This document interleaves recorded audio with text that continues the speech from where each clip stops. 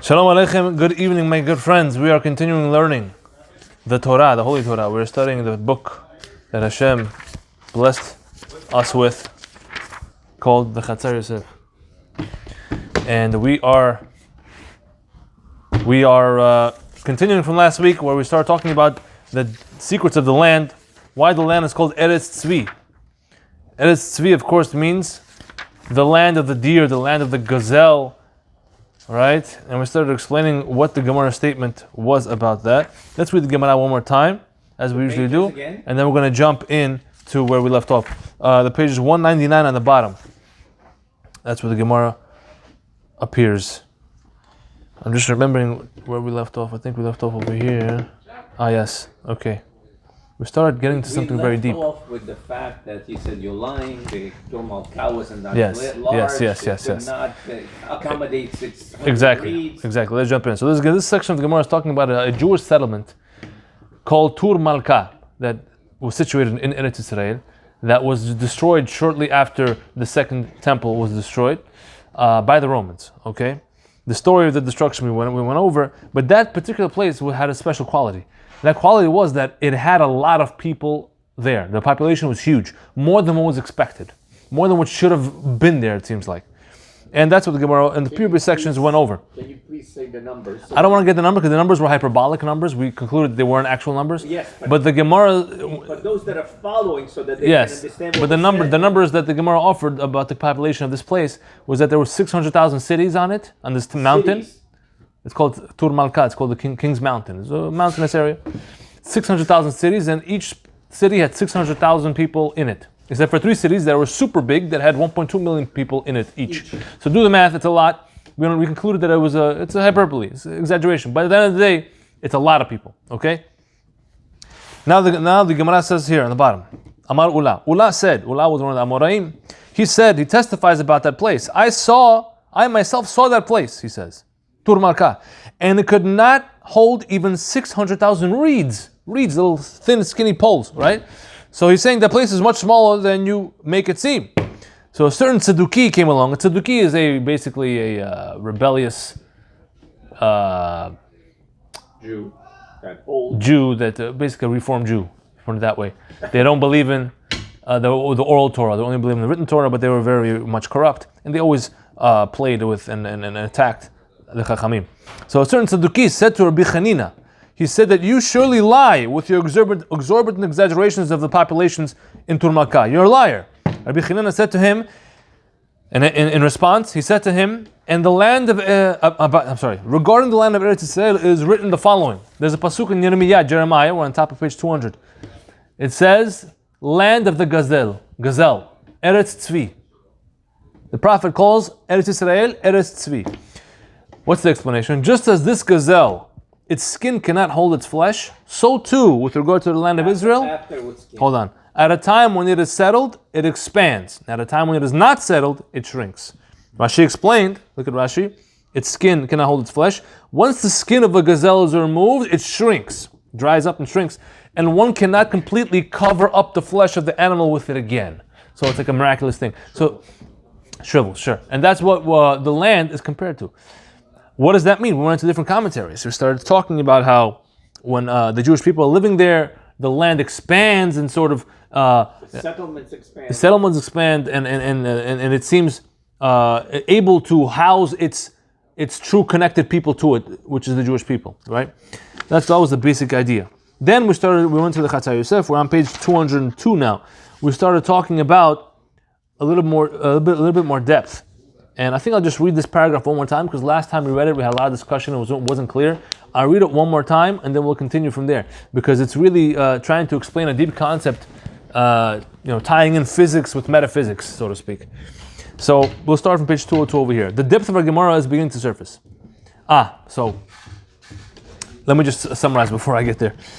We talked about, there's a rule. Anytime you want to find out the depth of something in the Torah, the depth of any idea or anything, what it truly means, what its true essence is, you look for the first time it appears in the Torah.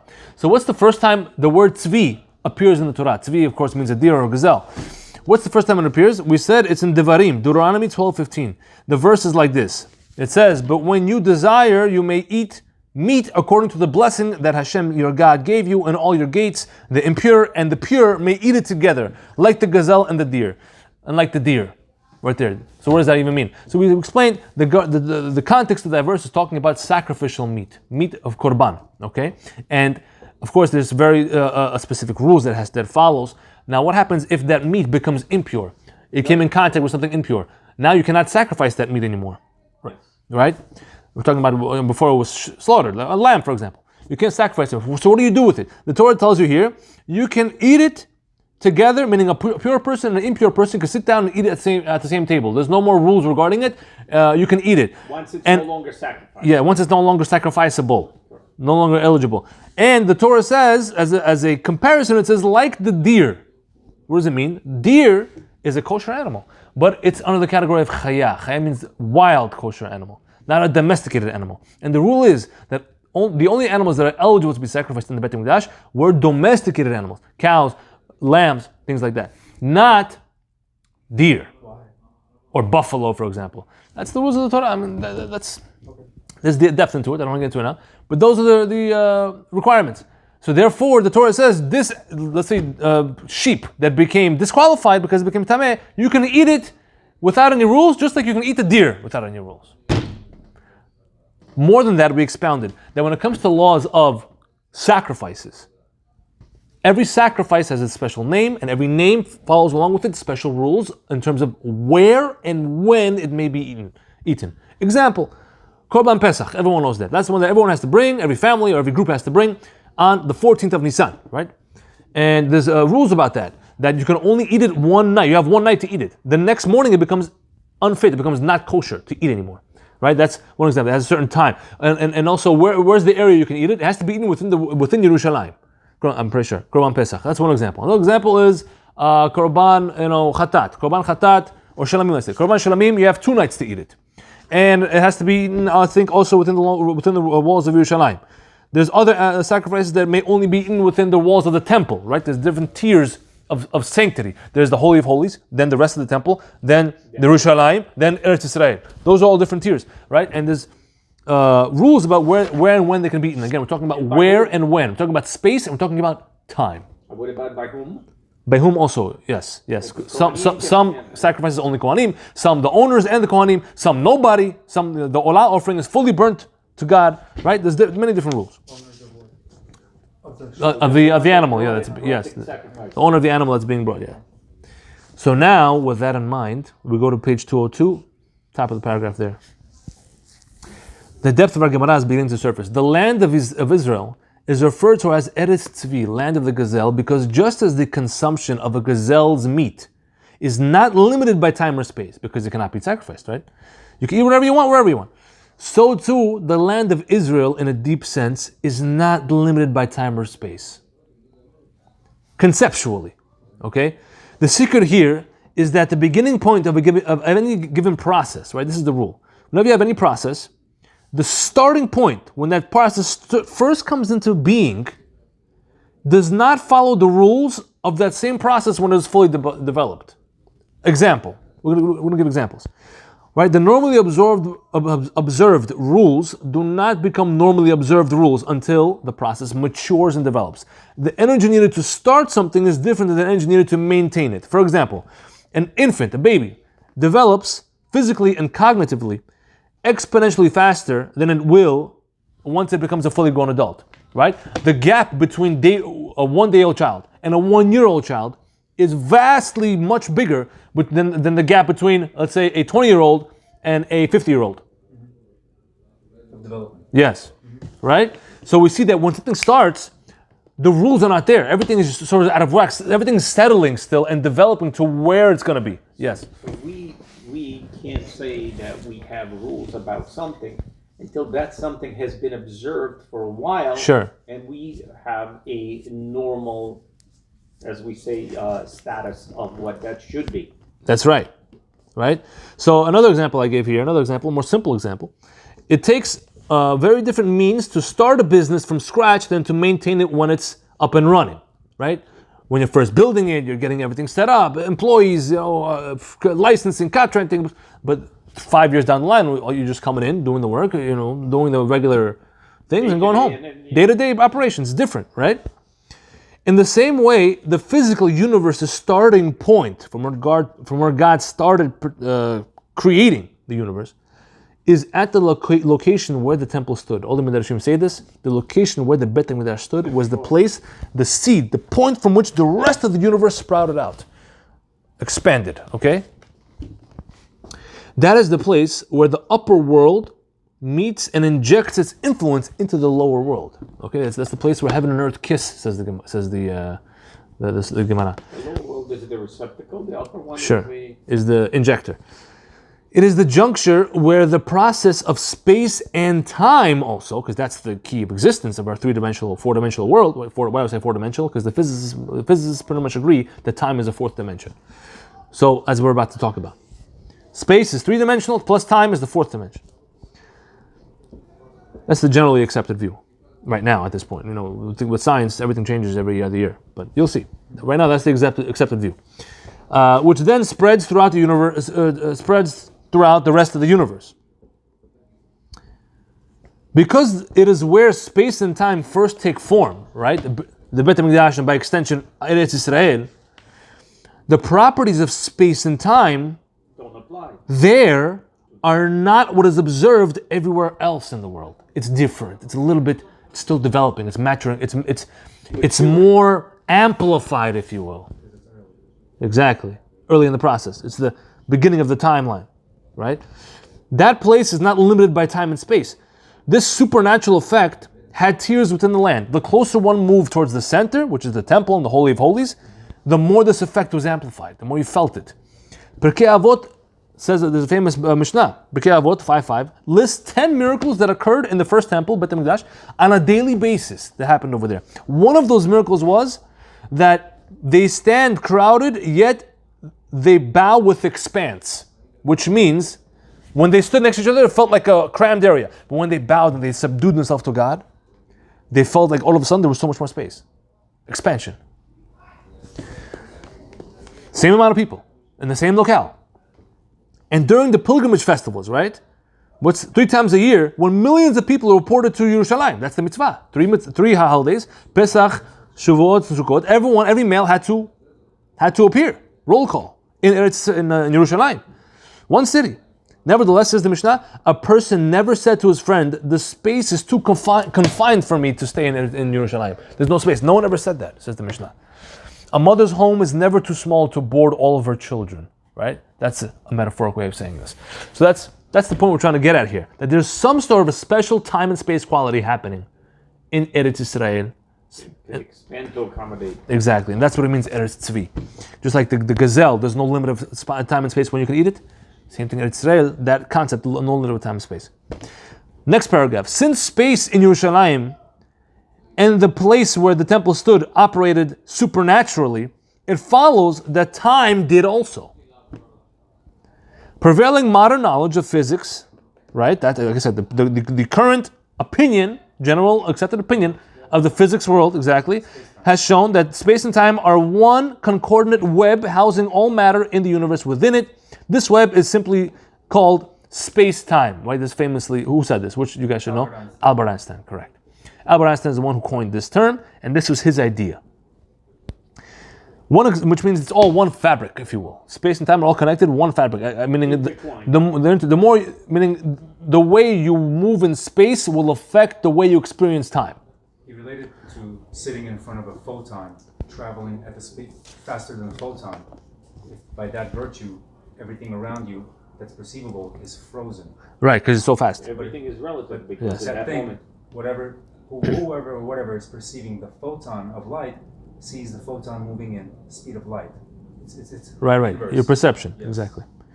One example of Jerusalem's power over time is that, meaning power over time. What I mean is it's supernatural powers of time.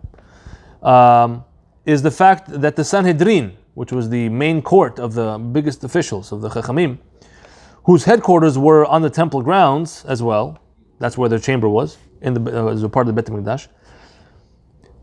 They are given the full power by the Torah to proclaim the end of the previous month and the start of a new one, Jewish months.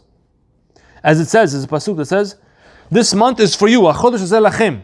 This month is for you, the head of months. That's what Hashem said to Moshe and Aaron to give over to the people. This month is for you. He's talking about the month of Nisan.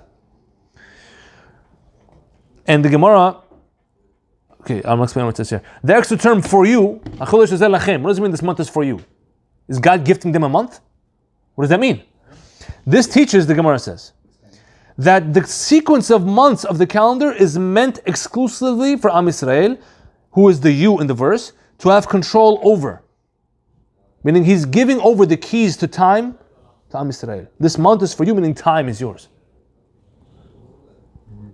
Okay? Let me explain. Most of the time, the Sanhedrin would proclaim the new month in accordance with the empirical lunar month. Okay, so a little background. It's hard to understand this if you don't have a background in how the Jewish calendar works. It's actually quite complicated. It took me many years to understand myself until I finally clicked, and you have to learn Masechet Rosh Hashanah to really get it. But basically, the lunar month, which means the amount of time it takes for the moon to make one revolution around the earth, from point A back to point A, it takes about 29 and a half and change days. Not 27? No, 29 and a half and change. And therefore, how do you have a 29 and a half day month? You can't. So that's why we have either 29 day months or we have 30 day months. Okay? And by the end of the year, they average out. So the question is... That's why we have a dark bet. Right, and that's only to line up the lunar year with the solar year. That's why we have a leap month, like in this year. But that's a different story. So my point is this: who decides if this month is going to be 20? This current month that we're in, let's say we're nearing towards the end of the month, 27, 28, 29, right? Who decides whether this month is going to be 29 or 30?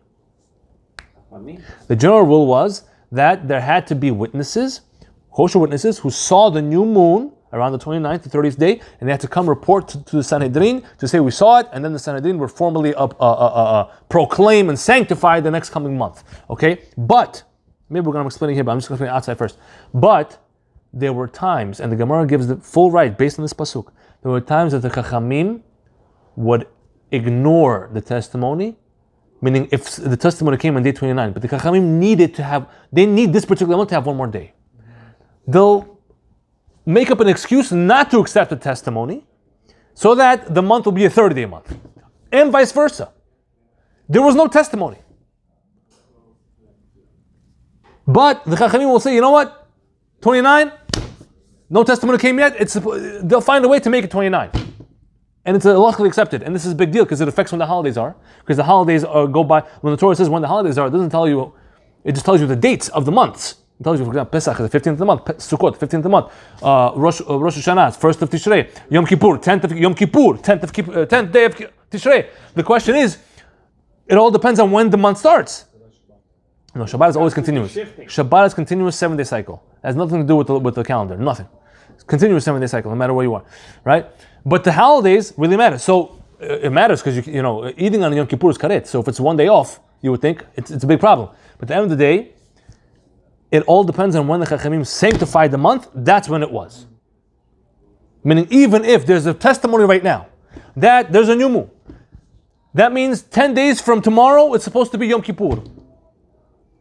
And they had a reason to say, no, we're going to do it. We're going to sanctify the month tomorrow to make this a 30-day month, which means Yom Kippur is actually going to be 11 days from tomorrow. They would do it. And that was the correct Yom Kippur, whenever they said it was. And there was reasons why they had to do that. For example, one simple reason the Gemara gives for why they had to do that sometimes is when Yom Kippur fell out on a Friday or a Sunday, it's a problem. Because Shabbat is right next to Yom Kippur then, right? It's going to be 2 days in a row. And if somebody passed away right before Shabbat came in, or right before Yom Kippur, you have 2 days of the dead body being unable to be serviced. And that's a problem. So they would play with it, 29 or 30, so that Yom Kippur will be on a Thursday or Wednesday or Tuesday, a different day. And that's one example, but they had many examples of this. At the end of the day, time was given, the key to time was given into the hands of Chachamim. Right, so let me see if I explain it here. Most of the time, the Sanhedrin would proclaim the new month in accordance with the empirical, mathematical, lunar month as it should be. based on a testimony of witnesses who witnessed the new moon. But on occasion, when they need to avoid certain halachic issues that presented themselves, the Sanhedrin they had the power to proclaim the month one day earlier or later than the empirical mathematical new lunar month would be, and the entire Jewish world followed suit with whatever date they proclaimed it was. Look at Rosh Hashanah 28, talks about it over there. Of course, this had massive repercussions affecting the dates of major holidays throughout the Jewish year, determining which day would incur the severe punishment of karet for eating chametz, for example, on Pesach, or eating anything on Yom Kippur. We're talking about karet over here. The Chachamim had the power to say when that karet would be, based on the days. The Torah maintains, and then this is not a D'Rabbanan thing, this is a Deoraita thing. God gave the Chachamim this power. Sure. Chachamim established, for example, 10 days from, like as you said, 10 days from the new moon. Yeah. 9 days. Let's say it's Tishrei, yeah. Isn't there an assumption that it was originally a different day, therefore by that virtue they had to move it to a different day? Meaning they were expecting that because remember, you can only have 29 or 30 days in a month. You can't have more than that or less than that. It's only 29 and 30. So but that's enough leeway to manipulate, to use what they have to do. So, for example, if today was the 29th day of the month, and they have witnesses, and they would say, okay, today is the new moon, which means that tomorrow is going to be the first. Instead of tomorrow being the 30th, tomorrow is going to be the first, which means tomorrow is like Rosh Hashanah. So that would mean Yom Kippur is going to come out 10 days from tomorrow, and if that's a Friday or a Sunday, it's a problem. So they say, you know what? We're not going to call it today. We're not going to say tomorrow is the first. We're going to not accept your testimony, and we're going to make tomorrow the 30th, which means after tomorrow is the first, which means Yom Kippur is going to be on a Monday. Which means before they moved it, they had to have possibly observed it to be. Observed what? Well, yeah, they expected. Yeah. It was once observed. Was it observed what? I don't understand what you're saying. If Yom Kippur existed at a certain day, and then they had to move it to a following day, that means they observed it correctly before moving it. No. It's not one day beforehand. It's only at the end of the month when they can do it. They can't do it the day before Yom Kippur. What about last year? You know, like if they had a year before that. It's only at the end of the month they can do it, from 29 to 30. Those days. If it's the 15th of this current month, they can't all of a sudden say, okay, you know what, it's 10 days before actually. No, they can't do that. It's only at the end of when it goes with the cycle of the moon. If there's a new moon in the middle of the month, they can't do it. No, it's never a new moon in the middle of the month. It's never. No, but it's never. It's in the practical will never be. So he can't Yes. look at the key to control time, but it has to practically make sense. Like they can't be ludicrous with it. They can't Yes. say There's some leeway. Of course. There's limits. Yeah, Elevate, there's limits. you can't say- Of course not. Yeah, there's limits. 29 and 30. You have to, again, it's very complicated. I'm trying to condense it, but Masechet Rosh Hashanah, when they learn it, it'll make more sense to you. That's the main point I want to show you, that they had the power to affect the time here. Right? The Torah maintains that invoking the new month could only be done by the Sanhedrin in Yerushalayim, nowhere else. Nowadays, we don't have the Sanhedrin and we don't have the Beit HaMikdash, so now we just go by the mathematical algorithm that we have, and it was fixed in such a way that all these problems are already pre-taken care of. You'll never have Yom Kippur fall out on a Friday or on a Sunday.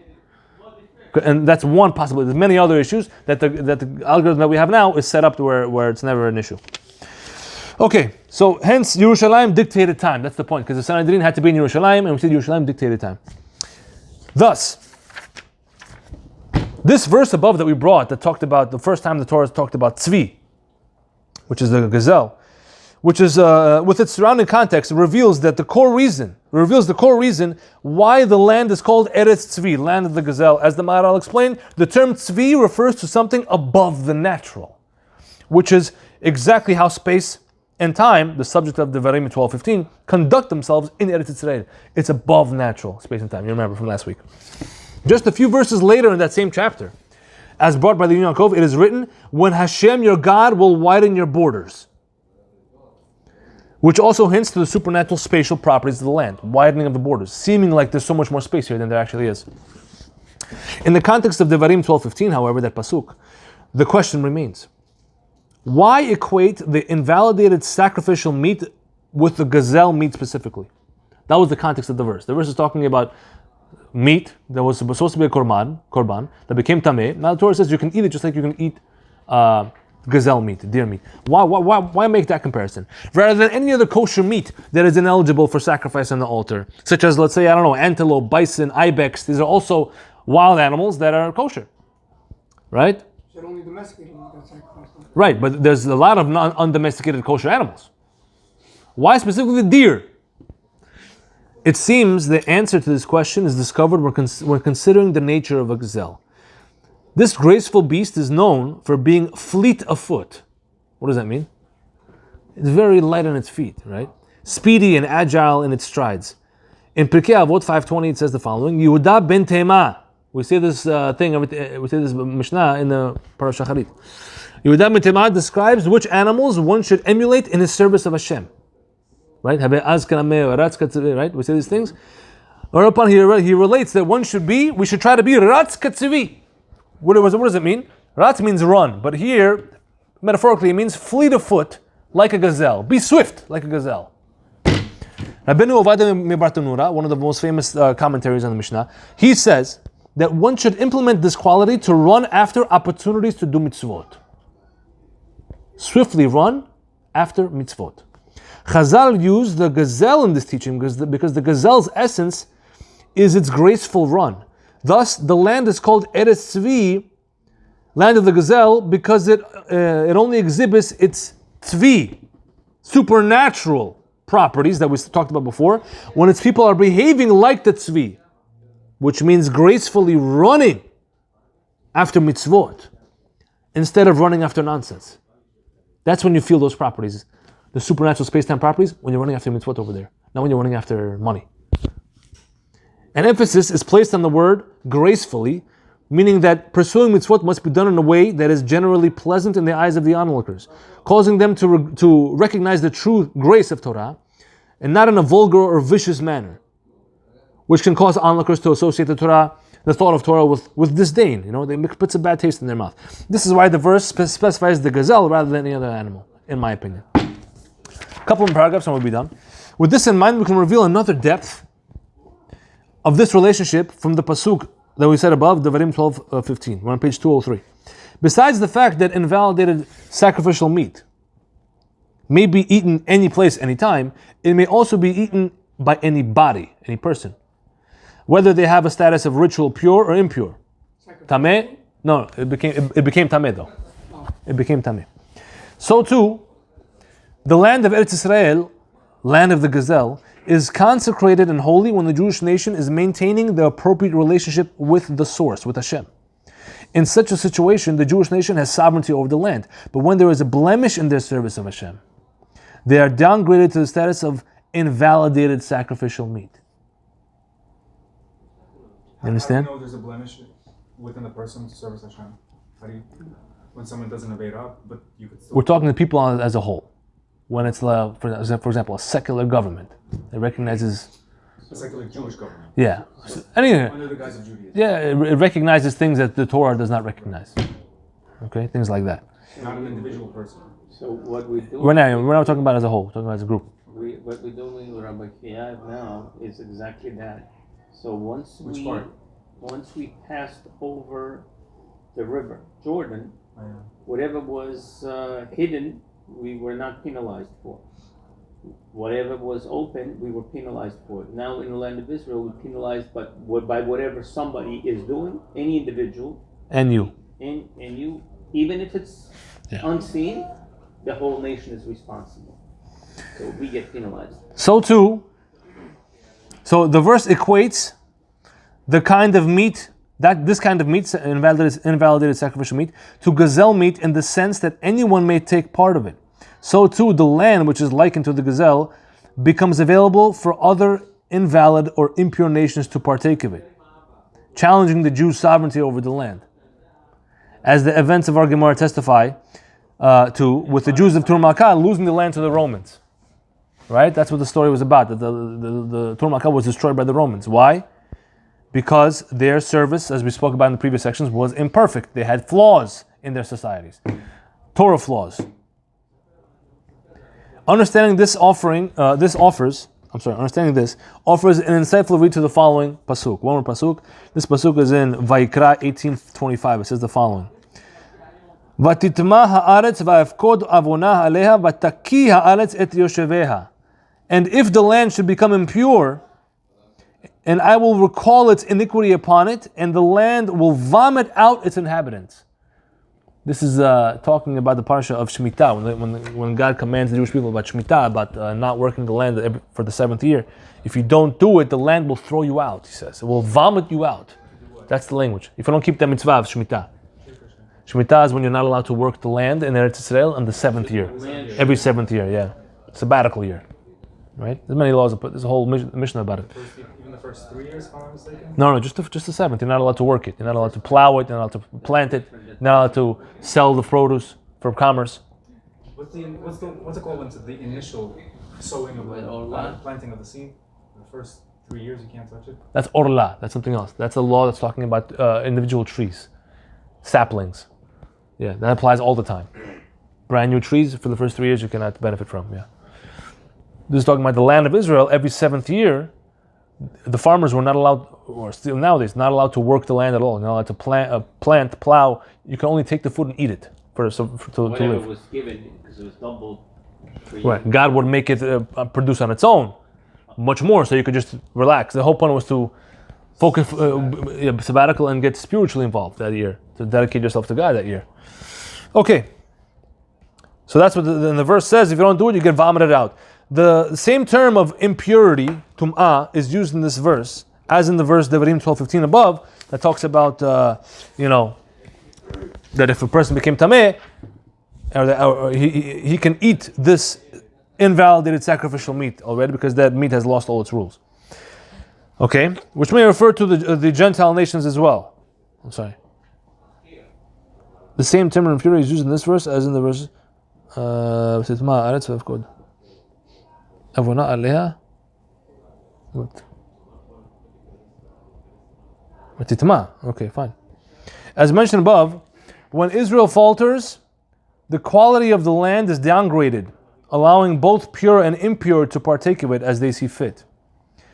This verse tells us further that if the land should become impure, then the land may become overrun by the Gentile nations, causing the land's pure inhabitants, the children of Israel, to be exiled from it, which happened over the history several times.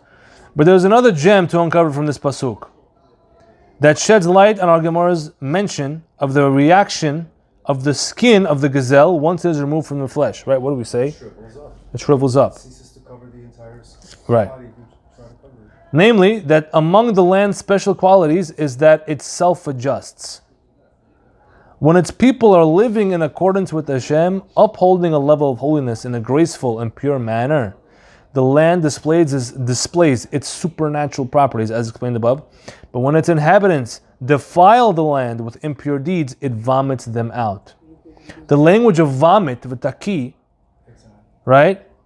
The language of vomit is quite interesting. Indeed, the process of vomiting is akin to dehydration. Dehydration contributes to shrinking.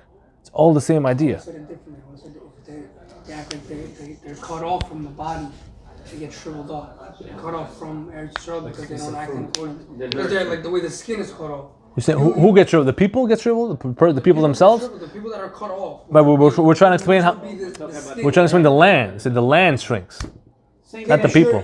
Same process. You're comparing it to gazelle skin, regardless. So the land. No, the gazelle's skin is being compared to the land, okay, so, not to the people. But because of the people. Yes. Okay, so you said when people. People are causing it. They're not shrinking. When people act in accordance with God, yes. Skin is covering them. It's all good. When they're not, land shrivels up. When they don't act in accordance, the skin shrivels up. The land shrivels up. Yeah. Yes, we've said that. But you said it was akin to dehydration, vomiting. We said that the verse says that the land will vomit you out. I hear you, but the land vomiting you out, the idea of vomiting is connected to shrinking, because vomiting is dehydration, dehydration is shrinking. When you dehydrate something, it shrinks. Sure, go ahead. You should. With this, we have revealed another depth of the term land of the gazelle, Eretz Tzvi, another idea. Just as the skin of the gazelle dehydrates and shrinks once it is removed from the flesh, so too the land will dehydrate and vomit out its inhabitants, its intended inhabitants, Jewish people, removing them when their behavior is not up to par. Regarding why our Gemara refers to the land simply as the land of... So we had another question. Remember, our question was that in the verse, it doesn't say, in the verse in Jeremiah that the Gemara brought, it doesn't just say Eretz Tzvi, land of the gazelle. There's more words in the verse. It says Eretz Chemdat Nachalat Tzvi, a desirable land, the inheritance of the tzvi, of the gazelle. Right? So there's more words there. So why does it ignore that? So we're trying to explain it over here. Regarding why Gemara refers to the land simply as the land of the gazelle, Eretz Tzvi, omitting the middle words of desire and inheritance from Yirmiyah 3:19, it seems our Gemara juxtaposes the terms land and tzvi, gazelle, because it wants to emphasize how the land is in so many ways connected to the concepts surrounding the word tzvi, as we explained. So it sort of just momentarily took those words out because it didn't want you to get distracted by those words. The main word that we're trying to expound here is tzvi, as we have been doing. And the last message here is the following. If the Jewish people are running like the gazelle, ratz katzvi, in the right direction, towards the ultimate destination, then the land holds them tight. But if not, it spits them out. It is no coincidence that the gazelle cannot help but stare at a gleaming light. You ever heard of the deer in headlights? Mm-hmm. They freeze. Deer caught in headlights? And they get frozen and they get hit. That's right. Why do they get frozen? What's the light? The light is a spiritual thing. The light is a spiritual thing. So it hints to what we're talking about here. Yeah, that but it says case, land that tzvi. light causes death. You're right, but not if you hit the brakes. Baruch Adonai le'olam. Amen ve'amen.